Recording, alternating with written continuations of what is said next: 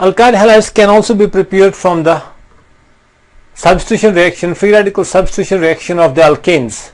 Alkanes normally are very less reactive, okay.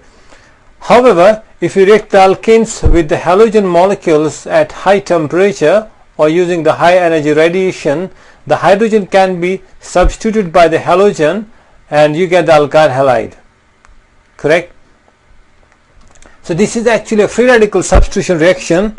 In the free radical substitution reaction, we know that there are three main steps: insertion, propagation, and the termination, right? So the first step is always here, the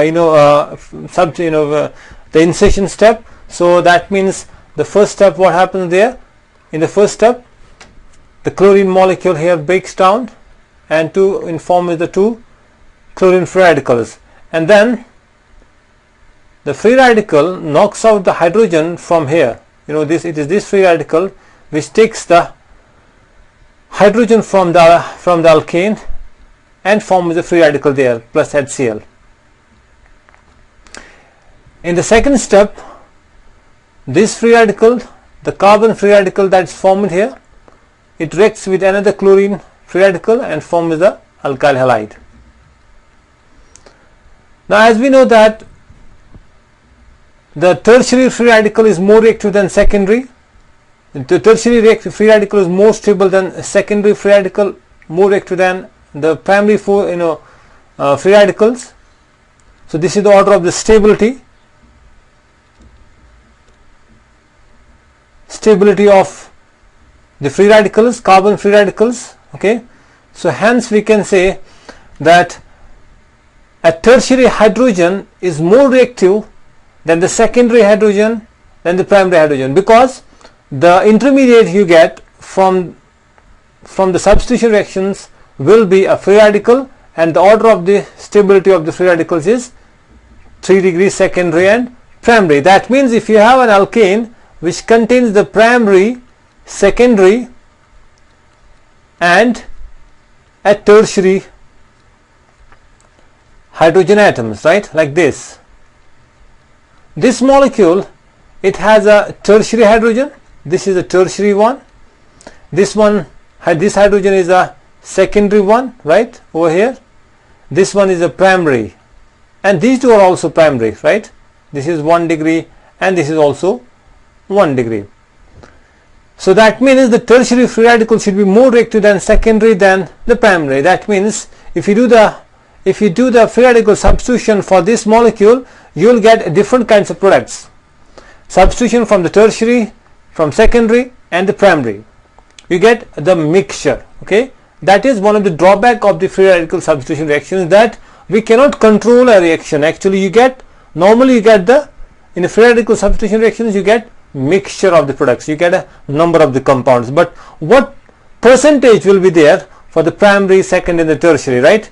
It's not in this ratio. The tertiary is always you can expect that tertiary is more reactive than you should expect this one as a major product, right? Okay, so how do we find actually how do we find the percentage? Let's discuss that point, right? How do we find the percentage of the product if we get, suppose, two or more than two compounds by the free radical substitution reaction? So what percentage of the compound you get? So the percentage not only depends on the number of it not only depends on the reactivity order, it also depends on the number of hydrogen atoms as well. Okay, so let's discuss it over here. Suppose we have a simple molecule, a propane, which contains the secondary free radical and the primary free radical. This one is a 1 degree free radical here. You see 1 degree carbon. This one is also 1 degree carbon. Okay, this one is a secondary. So the hydrogen that is replaced from the second, from this secondary carbon is more reactive than the primary, because the order of reactive we have discussed. The tertiary free radical is more stable than secondary than primary. That means in this molecule, in the propane, we have a 1 degree free hydrogen and the secondary. Secondary is more reactive hydrogen atom than primary. Then as expected from the reactivity order, we can say that the secondary should be more. That means the 2-chloropropane should be the major product, while as the 1-chloro should be the lesser product, right? Isn't it? You expect this percentage in terms of the reactivity ratio, reactivity order, right? Because the expected CH bond reactivity ratio is that the primary should be less than the secondary should be more. This is what we expect by looking at the order of reactivity only. Okay, so we can expect the secondary, the 2-chloropropane, should be the major one than the primary. But looking at the number of hydrogen atoms, right? How many hydrogen atoms are there in the primary? The number of hydrogen atoms here 3, here 3, total number of hydrogen atoms 6. Okay, so we have 1 degree 6 hydrogen atoms, right? 1 degree hydrogen atoms are 6. Okay, secondary hydrogen atoms are 2 only, right? So the simplest ratio between the 1 degree and the secondary is 3:1, right? So that means we should expect the product in the 3:1 ratio. That means we should have primary should be 3 times more than the secondary. However, the experimental data is something different. Experimental data says when you do the chlorination of a propane, you get 43% 1 chloropropane and 57% 2-chloropropane. How do you find the percentage? Correct? Actually, the percentage we get by taking both factors into account. Not only the number of hydrogen atoms, we also need to take into account the order of reactivity. So we'll take both the factors into account and then we can find the percentage. Correct? Fine. And one more point here is, if you do the chlorination, right, for the chlorination of the different hydrogen atoms, whether it is a tertiary hydrogen atom, right, secondary and the primary, we find that chlorination for the tertiary hydrogen atom is more reactive than the primary, and secondary hydrogen is more reactive than primary. So this is the order of reactivity, okay, for the chlorination of the different hydrogen atoms. Primary, secondary, tertiary, the order is 5:4:1. That means chlorination of a tertiary free radical is actually 5 times more reactive than the primary, and chlorination of a secondary free radical is 4 times more reactive than the primary. Okay, now if you want to find the percentage, right, we can find the percentage by combining both factors, the number of hydrogen atom factor and also the reactivity factor. So let's find out the percentage. Suppose we have in this molecule we have the 1 degree hydrogen atom, right? So 1 degree hydrogen atom. So the percentage from the 1 degree hydrogen atom will be, how many hydrogen atoms are there? 3, 3, 6. So 6 into the reactivity. What is the ratio in the reactivity for the 1 degree? It is 1. So I'm going to multiply with the 1. So it is 6. Okay, fine. We have a secondary free hydrogen atom. How many secondary hydrogen atoms are there? We have 2 into what is the order of reactivity? That is 4 times primary. So I'm going to multiply with the 4. So this becomes 8. The total here is 14. Right? Okay. The total here is 14. So what I did here? Okay. I'll repeat it. What I did? Number of hydrogen atoms multiplied by the reactivity. Correct? Same thing here, secondary free hydrogen atoms, 2, multiply it by the reactivity, so you got 8. So sum the two values here, you got 14. Now the percentage for the 1 degree hydrogen atom will be 6/14, right? 6/14 into 100. That is about 42.8%. Okay. For this one, for the secondary one, we got 8 there, 8/14 into 100, right? So 8/14 into 100, that is 57.1%.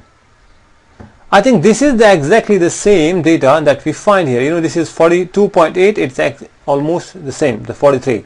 Here it is 57.1, it's about 57. So we got the percentage, correct? So the percentage I got it by combining the two factors. Number one, the reactivity order, okay? The second, the number of hydrogen atoms for that particular degree, correct? Fine. So let's take one more example here. This is a molecule which contains 3 degree, 1 hydrogen atom and the primary 9 hydrogen atoms, right? So in this molecule we have we have the 3 degree hydrogen atoms, that's only 1. Okay, we have a primary hydrogen atom, that's only how much? 3, 3, 6, 3, 9. So that's 9. As we know, the chlorination of the different free hydrogen atoms is, that's in the order of 5:4:1, right? That is for the tertiary, then secondary, then the primary. So over here the reactivity is 5 times for the tertiary. I'm going to multiply by the 5 here. For the primary I'll multiply by the 1. Okay, so how much is that? So this is 5 and this is 9. So total is 14. Okay, again both the factors here, the number of hydrogen atoms into the reactivity order, correct? Okay, fine. So percentage I get it from, the percentage we can get it from 5 by 14 into 100, that is about 35.71%. okay, almost the same. 60, this is almost the same, right? 36%. And for the primary one, what do we get? For the primary one we get 9 upon 14, right? Okay, 9 upon 14 into 100, that is about 64.28%. okay, so this is exactly almost the same thing that we got here, 64%, right? So to calculate the percentage we take both factors into account, right? The number one is the number of hydrogen atoms, right? Okay, the second is the reactivity order. If you take this separately, you find it says the number of hydrogen atoms. In terms of number of hydrogen atoms, we should expect the 3 tertiaries to 1 degree, they should be in the ratio of 1:9. But in terms of the reactivity, they should be in the order of 5:1. However, experimental data neither matches with the 1:9 nor it matches with the 5:1. It's actually in between. It's actually the combined effect of the both factors, right? Combined effect, 5:1, 9:1, and then find the percentage, correct? Okay, so hope you got the concept. Thanks for watching the video. Bye.